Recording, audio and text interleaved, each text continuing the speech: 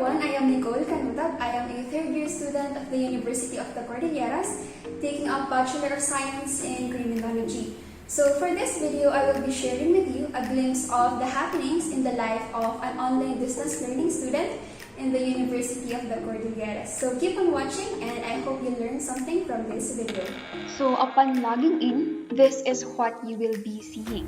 On your left is the navigation panel wherein you can see 8 icons. The topmost icon is of course familiar to each of us because it is the logo of our dearest institution. Below it, we have our profile, and when we click on that, we can customize or personalize our notification settings according to our own liking. Like say for example, we wanted to be notified right away, we can click on this. If we want a daily summary of our Canvas activities to be sent, we can also click on that. Send weekly summary, or if we do not want to be sent any notification at all, we can click on the X button. So we can also set our display picture and our bio or our contact information in the profile page. Okay, so the next icon is our dashboard. It is where we can see our enrolled courses and other services offered by our school, such as the Guidance and Counseling Office, the Student Development and Welfare, and we also have the libraries. Our courses are represented by cards as seen in my dashboard. However, if you wish to put emphasis on your upcoming activities as your dashboard's main content, you can click on the list view and it will look like this. So these are the new activities. Say for example, on September 30, you can see here some activities that are due that day as well as their total points and the time that they are exactly due. But as for me, I prefer using the card view, so that is what I will be utilizing. On our right, we can see here the to-do list. These are the list of things that are not yet accomplished. And below that, we have our recent feedback. And here we can see the grades that are recently given by our instructors. Next, we'll go to the all courses. The first things that you are going to see, these are the courses and the services that are readily available and readily accessible in your dashboard. But let's proceed to the all courses. The first set of items that you are going to see, those that are in the dashboard. So through clicking on the stars, you can choose which among these subjects and services do you want to see or to hide in the dashboard. Scrolling down, you can see the subjects that you have enrolled in the past trimester. If you wish to go back to your notes, if you have prerequisite subjects, for example, I have here Leia 3N before and I have Leia 4N now, there are discussions in my Leia 3N that I need to review. So by clicking on the subject and going on the modules tab, we can already access the notes published by our instructors before. So next, you will be moving on to the fifth icon, the groups, and if you click on the group number, you will be seeing who your group mates are as well as who your teacher is. In the announcement option, they will be posting the activities that you are going to do as a group or the instructions that you have to follow. Usually, the activities are done in the discussions page. The teacher will be publishing a discussion. You will be writing your answers in the reply button together as a group. But for some teachers, they prefer using the collaborations. And for this option, we are going to go back to this later on. So moving on to the feature that I really love the most, it is the calendar. I really love this feature because aside from it being the most colorful part of Canvas, you can see which activities are due for the day, and it is really fulfilling to see it slashed after submitting it. So I encourage you guys to submit it ahead of time to feel unburdened by overlapping activities and due dates. Okay, see for example today, I have this assignment and it is due later on at 11:59. So it will help us avoid missing activities because we will always be reminded. Next is the inbox. Basically, this is a messaging function, but we're going to go back to this later on. And if you have questions about Canvas, you can click on help. You can have the student guide if you want to know more about its features or its functions, and then how to ask your instructor a question. And if you want to submit a feature idea to help improve Canvas, you can also do so through this feature. So, how to communicate with our instructors? This usually varies according to their own preference. Some teachers would prefer Messenger because it is more accessible or it is more convenient to access.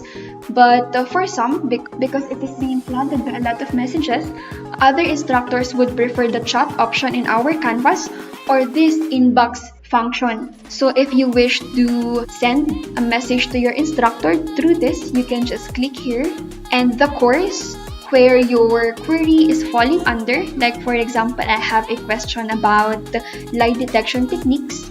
I can just click on Forensic 5 and say for example, I am going to message my instructor. I will be searching for her name and my instructor is Miss Dijoano May Awas. In the subject, you can enter a brief overview about what your message is all about, and then you just have to click send. Now, let's go back to the most important part of Canvas, the dashboard. This is very important because it provides the ease of access towards our courses. We do not need to go to the all courses just to click on what we like. I would like to share with you what is inside the course that I have enrolled in my past trimester. Upon clicking on the subject that you want to see, you will be directed to the homepage. So, what is inside the homepage? You can see the course code, the section, and the descriptive title of the course. You can also see a warm welcome from the instructor, the course format or how the course will be delivered, such as purely in an online distance learning approach, how frequent your quizzes will be, and the grading system as well. Next, we have the course overview. This is very important for us students because it allows us to see an overview of what we are going to learn in the course, the topics that will be covered for us to prepare ahead of time. And if we want to know who our instructor is, let's go to the instructor's profile. For this course, my instructor is Dr. Christian T. Pascual, and you can see the photo, the contact details, a brief description about the instructor, their educational attainment, and the areas of interest as well. Now let's go to the lengthiest and the heart of our online distance learning, the modules. So it is the lengthiest and the heart because here we can see all the learning resources that are important for us to understand the topics that are stated or that are listed in our course syllabus. So in this course, we have Module 0 as our introduction. This is the introduction of the course and the self-introduction of the students. We also have a brief orientation about the Canvas and the online distance learning setup as well. In the face-to-face setup, it is so normal for us to introduce ourselves at the first meetings. So it is also good to maintain this kind of culture. For some teachers, they prefer the introduction of the students through the discussions option. So this is the example. But for some instructors, they prefer letting the students submit a self-introduction video because it varies as to how they want the students to bring out the creativity. So in this course, Module 1 is the official start of this lesson. Now let's open 1 to see the manner on how the modules are presented. Okay, so as you can see, an objective of the lesson is being stated at the beginning, followed by a short topic presentation to give us an overview. And then next, we have here the lecture video of the instructor and the additional materials as well. These additional materials are the attached links of videos or PDF files for us to check out. And warning, fellow students, these aren't just designs on our canvas, but we have to check it out because sometimes, according to experience, some questions on the quizzes or the topic of a whole activity will be coming from these links too. Okay, then after the whole module, an assessment will be given in a form of a quiz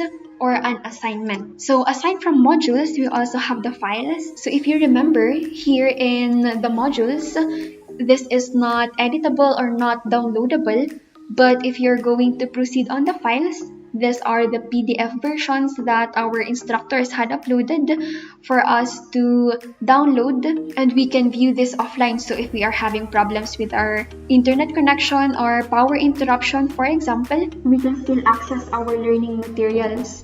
Next, we have the assignments. These are the list of assignments that are given by the instructors. It is already summarized.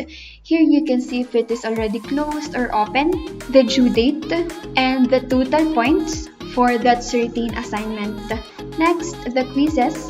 And this option, it is quite similar to the function of the assignments, except that it is a list or summary of all the quizzes given by the instructor.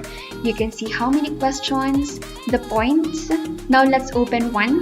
So we are going to see the instructions, and it is very important for us to follow the instructions that they have given. On our right, we can see the submission details, how long have we taken the quiz, and our current score. So the collaboration tool, this is one function that our instructors chose for us to do activities as a group. They will be uploading a file for us to edit as a group, and take note that it allows the instructor to see what each member has contributed. So in this, either you are going to link your Gmail account if you are going to choose the Google LTI, or you will be linking your Outlook account when you will be using the Microsoft LTI.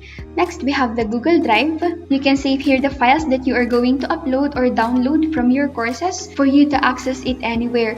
And then Office 365, it works in a similar way as to the Google Drive, except that you are going to link your Outlook account in this option. So for the conferences, they will be using the big blue button. And then the last feature that I would like to show is the grades. Personally, I am not a grade conscious student, be it the highest, the perfect, the lowest, or whatnot. But being able to see our class standing through this analytics can help us boost our performance. So the purpose of looking at these grades isn't to boast that you got the highest, not to be stuck at the bottom if you got the lowest, but to push yourself to perform even better because your peers are also doing their part. Now that we aren't with each other, that we are almost like studying alone, it is important to track our progress, to see if what we're doing is effective, and to step up our game. So there you have it. I hope you learned something from this video. Despite this pandemic, let's continue studying with the genuine intent to learn. Thank you, and always keep safe.